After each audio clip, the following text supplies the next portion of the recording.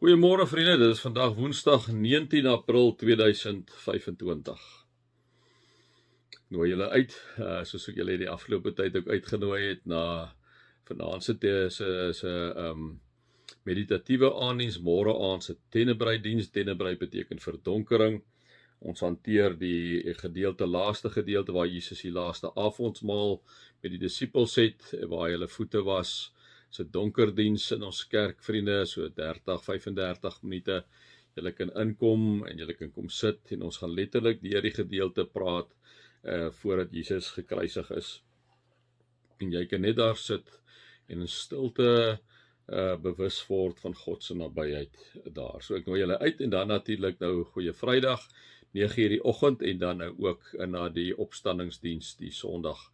Waar hierdie week grou is, waar ons amper half so tipe in 'n somber atmosfeer is hierdie week, om ons bewus te maak van ons eie sondigheid inderdaad, vir dit wat Jesus het juis vir ons kom sterf as gevolg van ons sondigheid, maar dan ook die absolute jubilare op Sondag, dat Jesus het opgestaan uit die dood, hy het vir ons 'n nuwe lewe kom gee, omdat hy vir al ons sondes kom sterf het. So dit is 'n tyd van introspeksie, vriende, hierdie 'n belangrike tyd by my en jou as kinders van die Here ook, 'n tyd van introspeksie, waar ons weer gaan kyk, wat het dit God gekos om in Christus vir jou en vir my in die kruis te kom sterwe, né?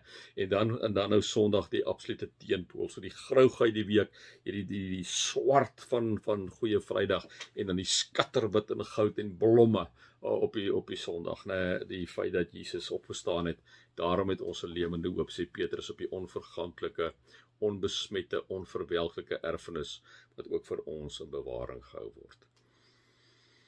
Kom ons raak so 'n wyle stil.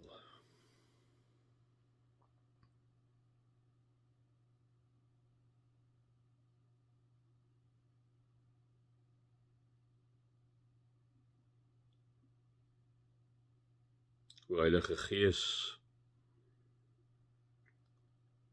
ons wat hier in Kaapstad woon, slaan ons oë op hier na Tafelberg toe. En dan sien ons vir U.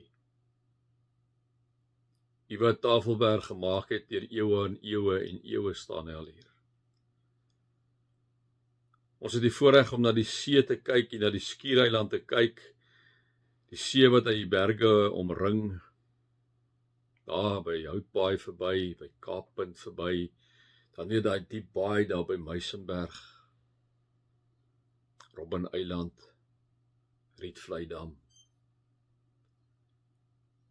Here, wanneer ons oë opslaan en wanneer ons kyk, sien ons U almag raak, Here, dat deur hierdie massas en massas water wat U in beheer hou.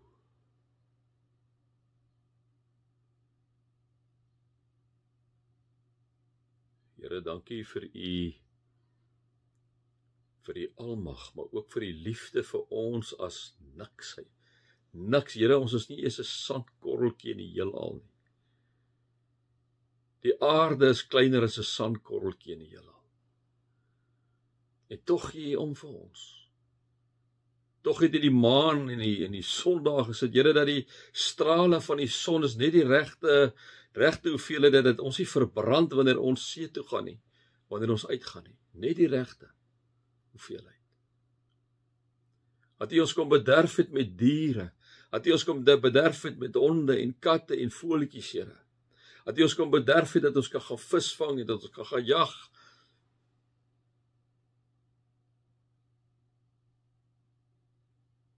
Here, dat U ons bederf het deur dat U vir ons 'n ma en 'n pa en 'n boetie en 'n sussie gegee het. Dat U vir ons 'n huweliksmaat gegee het. Dat U vir ons 'n gemeenskap van gelowiges gegee het. Dat U vir ons 'n land gegee het waarin ons kan bly, 'n huis, 'n dak oor ons kop. Here, ons slaan ons oë op en rondom ons na U. En ons weet U is die almagtige God, ons Vader, wat vir Jesus Christus gestuur het in hierdie tyd, om vir ons te sterwe, sodat elkeen wat in hom glo, nie verlore sal gaan nie. Daarom sê Jesus, ek is die weg, ek is die waarheid, ek is die lewe. Niemand kom by die Vader, behalwe deur my nie. Dankie, Here, dat U Uself in die vorm van 'n mens, deel van die drie eenheid, aarde toe gestuur het, te groot vir ons platkoppe. Maar dankie daarvoor. Amen. Vriende, mag daar vir julle inderdaad genade en vrede en oorvloed wees, omdat julle God ken, Jesus ken en die Heilige Gees ken. Vriende, ek gaan aan met Lukas 22, ons was nou gister stil gestaan, waar Petrus Jesus verloon het, en dan staan daar, liewe vriende, Jesus word bespot. Die manne wat vir Jesus bewaak het, het aangehou om met hom die spot te dryf en om te slaan. Hulle het hom geblinddoek en gesê, jy's mos 'n profeet, sê wie het jou geslaan? En nog baie ander het godslasterlike dinge aan hom toegesnou. Toe dit dag word, het die raad van die volk, die priesterhoofde en die skrifgeleerdes vergader, want dit is Jode, né? En Jesus voor hulle gebring. Hulle sê toe, as jy die Christus is, sê vir ons.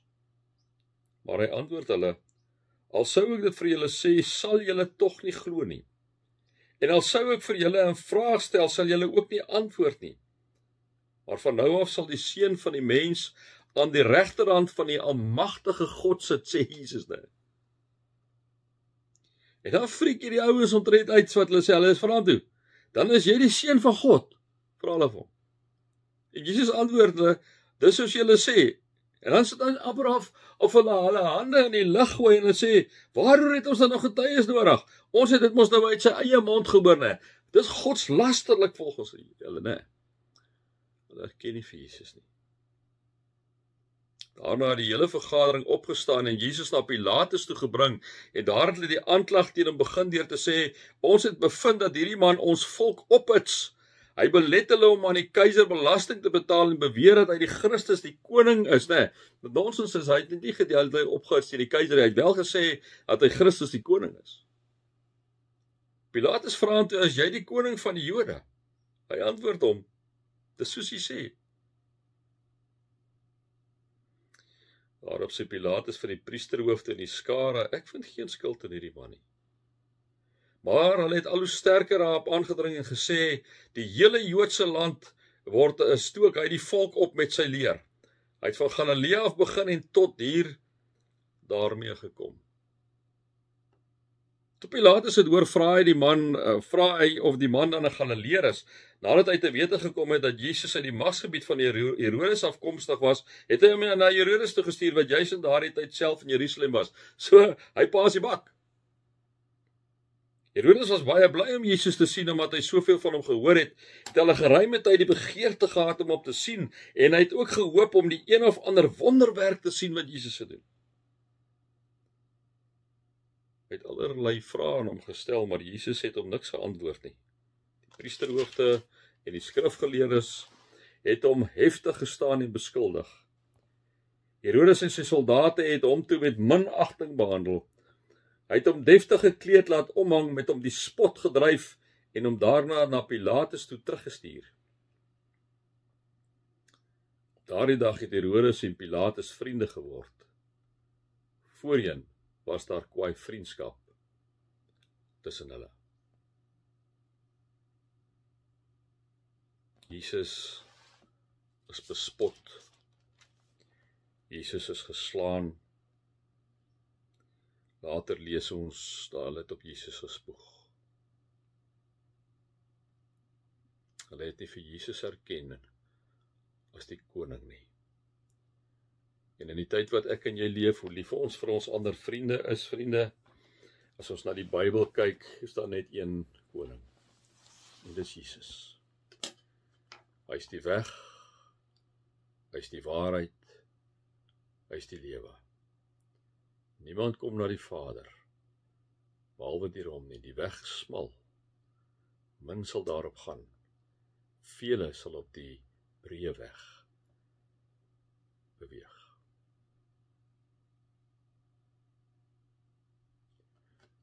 Vriende, mag julle God se liefde ervaar in hierdie tyd, Jesus se genade ervaar en die Heilige Gees se teenwoordigheid ervaar. Amen.